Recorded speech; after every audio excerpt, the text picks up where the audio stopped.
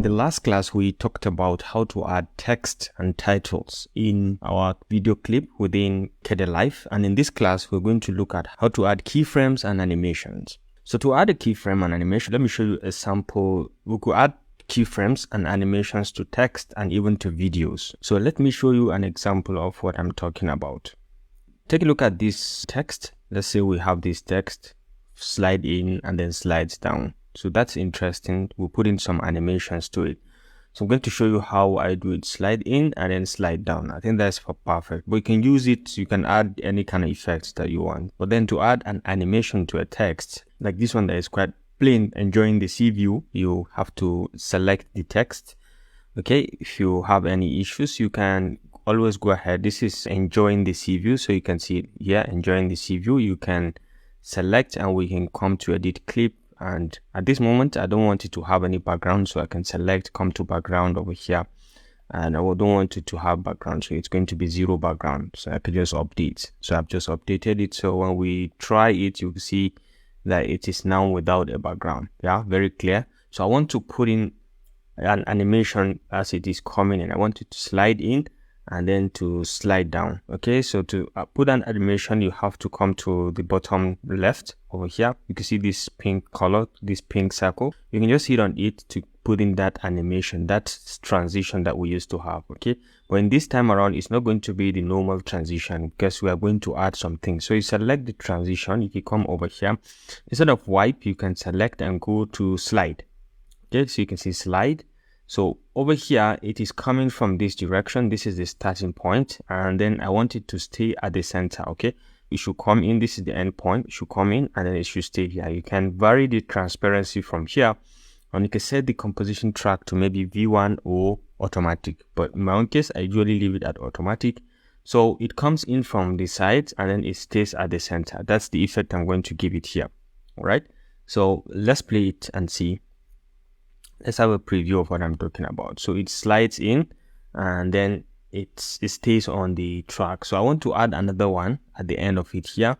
So hover over to the bottom right and you can still click and you see we've added another transition. So you can come over and until our cursor turns into this horizontal sign, we could try to drag. So we have nearly similar size of an exit transition. So we can select transition and we can come over here. We can put it a slide also. Come with a slide and then right now the starting point is at this point because it's already on the screen. So I want it to slide down. Once you put it here, it's going to slide down. So let's have a preview one more time.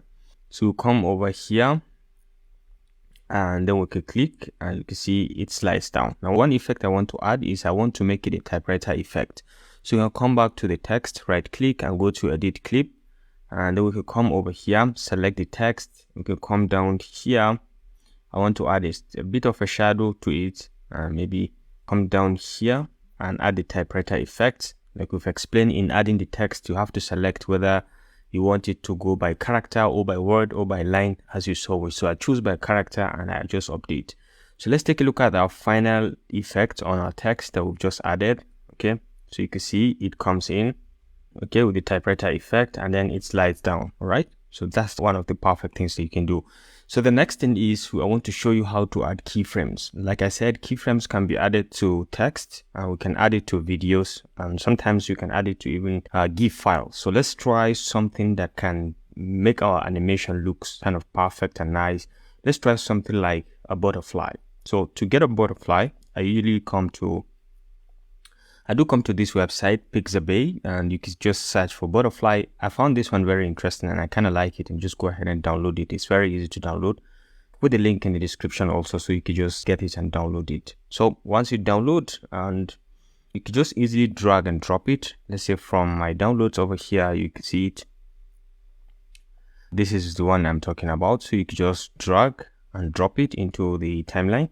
So you can see we just dragged and dropped it. So let me show you what I'm trying to do with this. So as you can see that this is just flying and it's just going to keep flying in one place. It's going to stay, it's big and it stays in one place. I want to animate it in such a way that I use keyframes to fly from this point to this point. Probably come back here and then come back here. So let's try that. So the first effect that we need to put is we come to effects over here and you can just search for transform and you can see it here, transform. You can just drag and drop it. once you drag and drop a transform effect, you could see the dialog over here in the effects and composition track stack. And then you could come over here and you notice one thing, that when I'm moving my playhead, it is equally moving in the effects and control and equally in the project monitor. It's moving the same time. So don't get confused with it, okay? So we can move across, okay? Very easy. So, and one thing we need to understand is that the GIF file is too big over here. So we can reduce the sizing to make it a bit smaller. So we can come over here to the size and just drag. This is making it bigger to the left. So we can see now it's a bit smaller. Averagely, this is okay. So we can position it. We can change the position in the x-axis. We can just drag it. Just select and use your mouse to just move to the sides. And then in the y-axis, I can just equally drag and have it to this point. All right, so let's say we have it here and I'm happy with what I have. So only that I need to rotate it so it faces this direction, or I can make it to stay at this point, let it fly to this point and then to this point and back here. So there's this keyframe timeline. I don't know whether it's called keyframe timeline, so we just call it keyframe timeline for now. So this is signifying the keyframe effect that you're going to have. So let's start from the beginning, where the butterfly is at the beginning. So let's add a keyframe here. You can see we can click here to add a keyframe.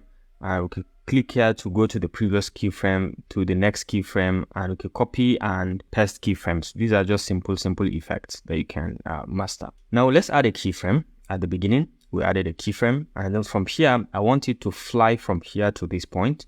So I'm going to kind of move my playhead to this point, and at this point I want the butterfly to fly to this point. So I can just use so I can add another keyframe, or with just that single movement it's going to add another keyframe. So you can see I've added another keyframe, and now I'm going to move in the y direction. So it's going to move up. Okay, it's going to come up. All right, so once it is here, now the next thing is I wanted to rotate and face this direction and then fly to this point. So so I move my cursor to the next point, maybe up to this point. I want it to fly here. So I can just go over and select, and then we can add a keyframe. All right, add a keyframe, and then we can come over here and rotate. Okay, rotation is keyframeable, so we can rotate it to face here. Okay, so I think facing here is good. And so I want it to fly, so we move with the x-axis. Okay, so we use the x-axis to move. We'll keep moving it until it gets to that ending point. All right, so we just move it to the end. All right, so this is here. So if you like, you can have a preview, but then I want it at the end point to fly back to the original position. So we can come back here and add another keyframe from here. And what I want is, let's create another keyframe, and I want it to rotate and face this direction. So rotation, this time around, rotate, face here, and then I want it to fly back here. So we can just go ahead and okay, so it's going to be in the negative direction.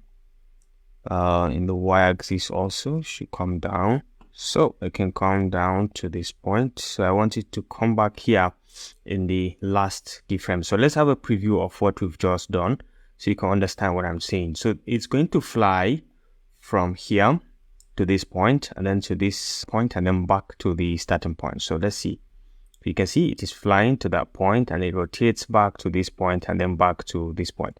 I think you get the idea. So the keyframes are actually there to animate the object or the video or anything. If you have a tutorial also, you can use that to zoom in out of different features and then to be able to move in different forms. If you like, you can always come here. If you want to see the keyframes clearly, you can see you can zoom in and you can zoom out, so you can be able to visualize all the keyframes. And you can rotate, change the rotation either from the center, or you can rotate from any angle of your choice. And you can move the keyframes. Right now it is moving slowly.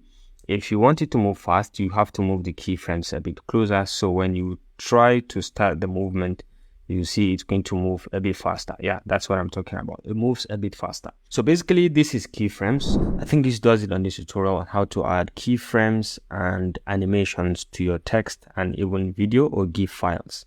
Hope you enjoyed this video. In the next class, we are going to look at how to add coloration to your video footage. So until next time, thanks for watching, and I look forward to seeing you in the next class. Bye.